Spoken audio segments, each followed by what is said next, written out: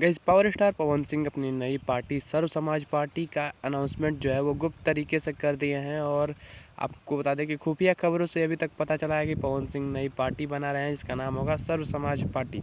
और इस पार्टी के लिए पवन सिंह जो हैं वो अपने लोगों के बीच, अपने समाज के बीच, अपनी जनता के बीच जाएंगे वोट के लिए।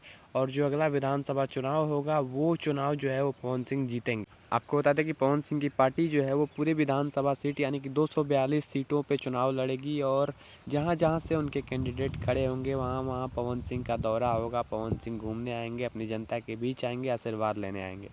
और इसकी सबसे पहली शुरुआत जो है वो 22 से 23 तारीख को की जाएगी। आपको बता दें कि 22 से 23 तारीख को पवन सिंह की पहली पद यात्रा जो है वो काराकाट के नबी नगर से शुरू होगी।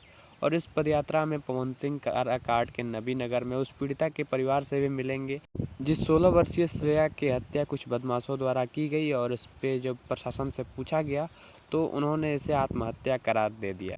कहीं ना कहीं इसी वजह से आज काराकाट के नबी नगर में पवन सिंह जिंदाबाद और राजाराम कुशवाहा मुर्दाबाद के नारे लगाए जा रहे हैं। और अभी के जो सांसद हैं राजाराम कुशवाहा, उनको भारी नुकसान पहुंच सकता है अगले चुनाव में। खैर, विधानसभा चुनाव में काराकाट के नबी नगर से पवन सिंह की पत्नी ज्योति सिंह शायद चुनाव लड़ेंगी। ये भी अनाउंस नहीं हुआ है, लेकिन खुफिया सूत्रों से पता चला है कि पवन सिंह की पत्नी ज्योति सिंह का नाम अनाउंस किया गया है काराकाट के नबी नगर से।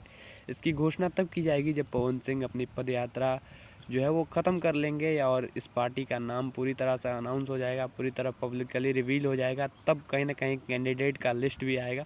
अभी तो विधानसभा चुनाव में शायद 1 से 1.5 साल बाकी है।